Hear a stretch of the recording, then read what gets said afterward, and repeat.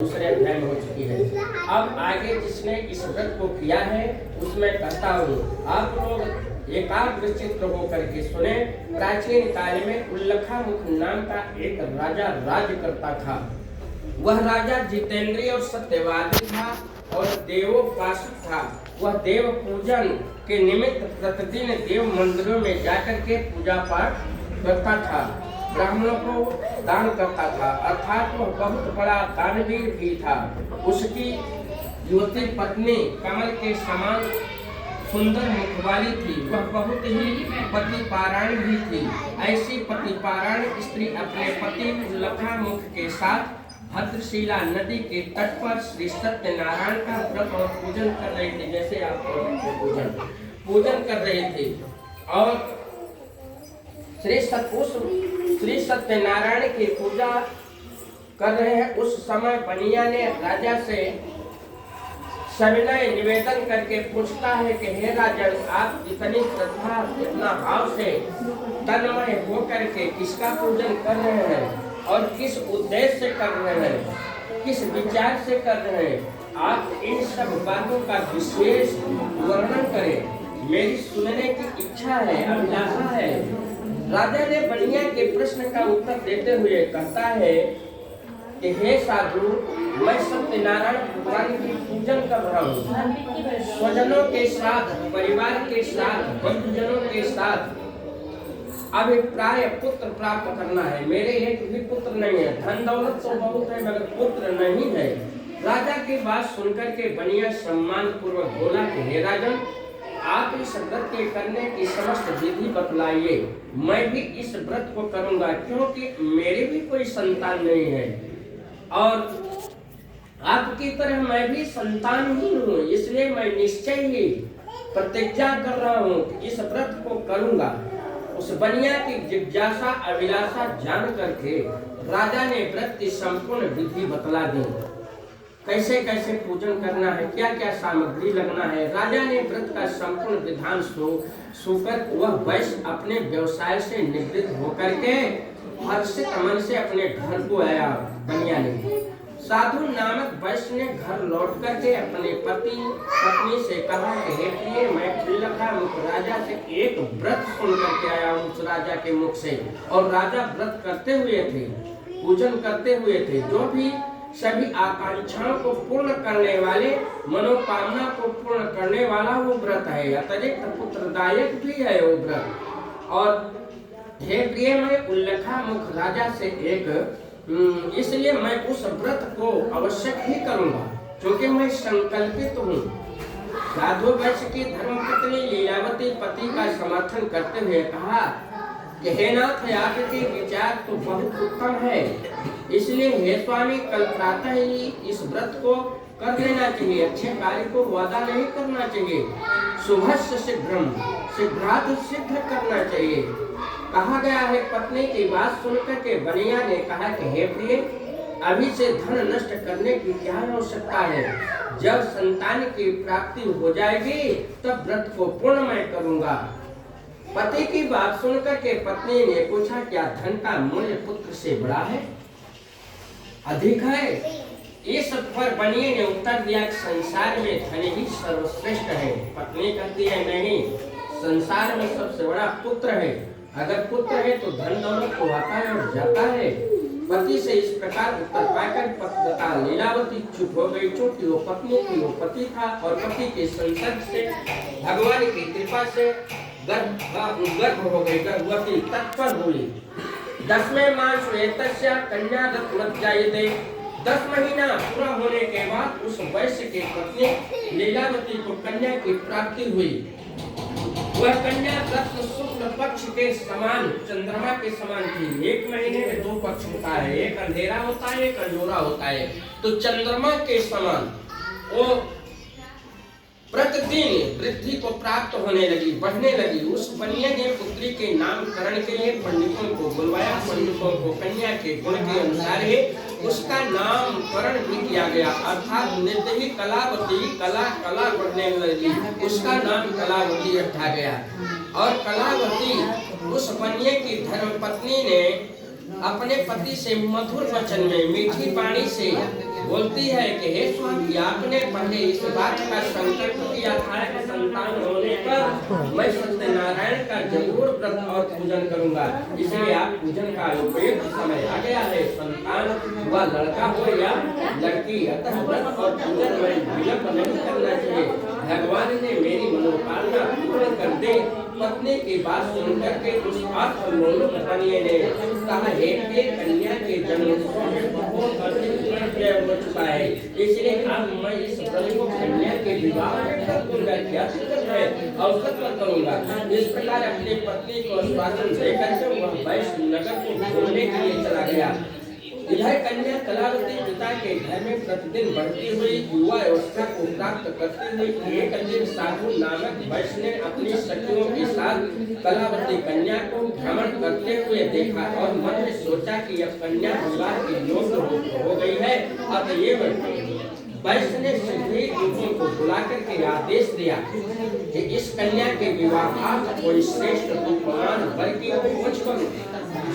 साधु वैश्य की आज्ञा पाकर के दूतों ने वर की खोज में कांचनपुर नगर में गए, प्रस्थान किया। उस नगर में जाकर के दूतों ने वैश्य को देखा जो रूपमान, सुंदर, साथ ही गुणवान और सुलक्षण भी था।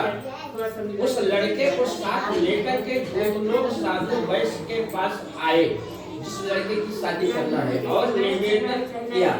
वर में जितने गुण होने चाहिए सब गुण थे।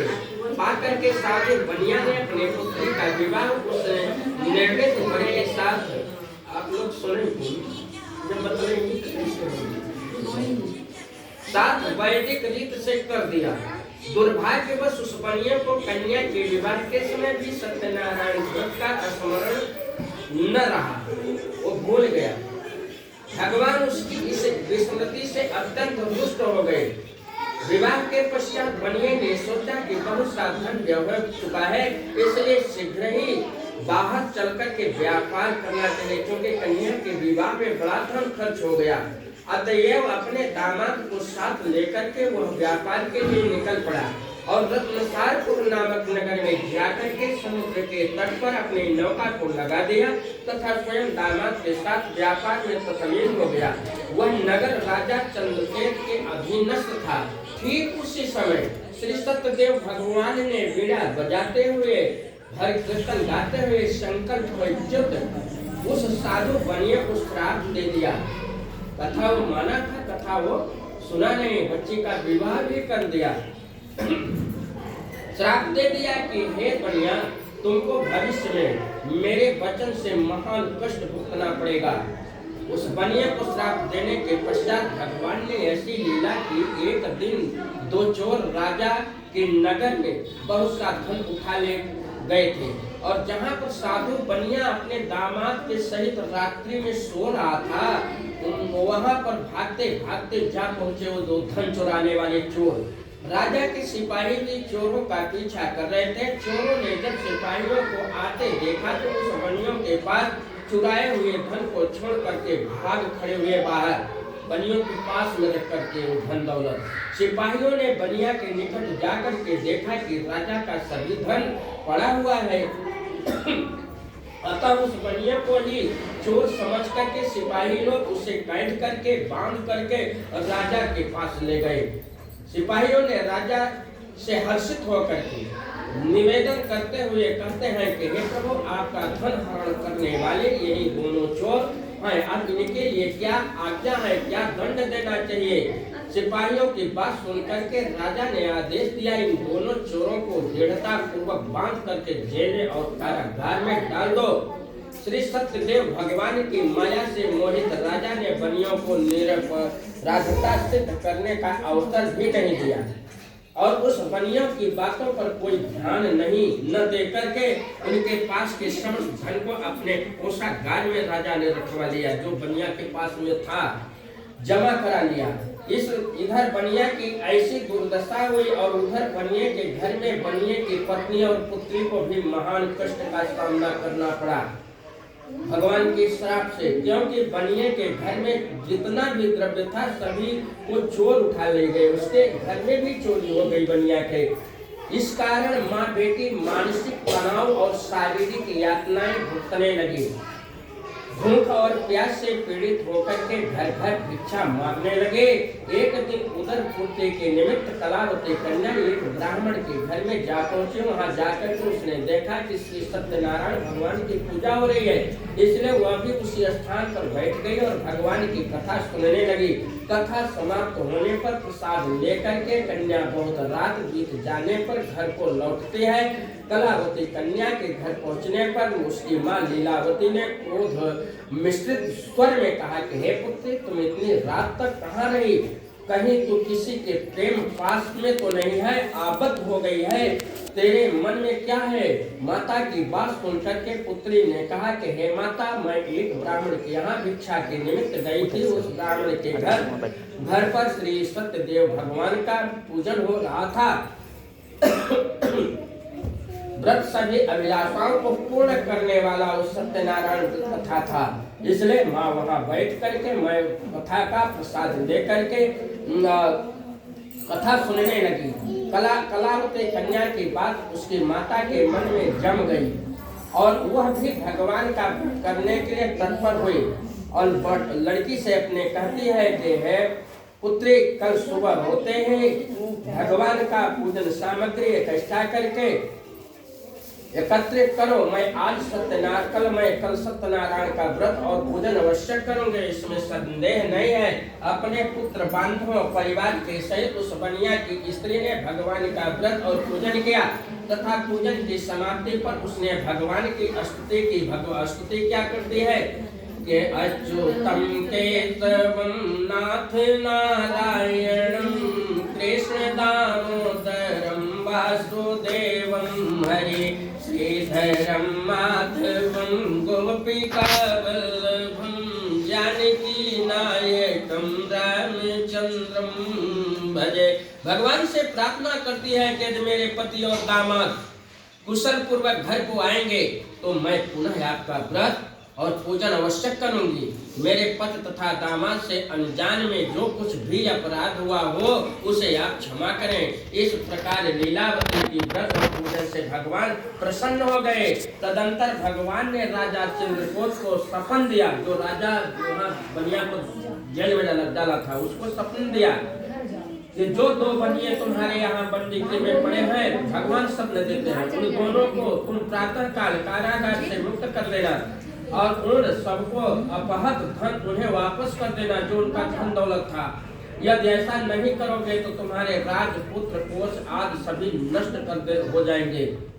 इस प्रकार भगवान का स्वप्न में राजा से कह करके अदृश्य हो गए। भगवान वहां से अंतर ध्यान हो गए। प्रातः काल उठ करके अपने स्वजनों के साथ, अपने मंत्री गणों के साथ सभा सद में बैठे और रात्रि में देखे हुए स्वप्न को सभासदों से कह सुनाया कि आज रात्रि में स्वप्न मैंने ये देखा था, सत्य प्रतीत होता है। हम सब लोगों को स्वप्न के अनुसार ही आचरण करना चाहिए। विचार विमर्श के बाद राजा ने दूतों को आदेश दिया कि उन दोनों कैदी बनियों से मुक्त कर दो। राजा की आज्ञा से दूतों ने उन दोनों बनियों को बंधन से मुक्त कर दिया और राजा के सम्मुख लाए। इसके बाद दूतों ने राजा से निवेदन करता है कि हे राजन, हम लोग दोनों बनियों को बंधन से मुक्त करके लाए हैं। इसके बाद दोनों बनियों को राजा को विनम्र भाव से प्रणाम किए। जय जय जय स्कंद पुराण रेवाखंडे श्री सत्यनारायण व्रत कथायां तृतीयोऽध्याय। एक बार प्रेम से बोलो वृंदावन बिहारी लाल की जय।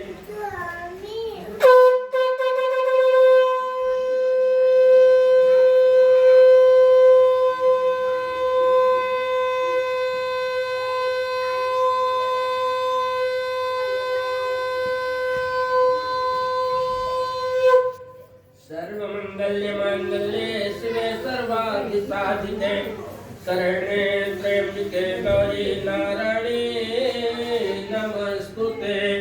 वक्रतुंड महाकाय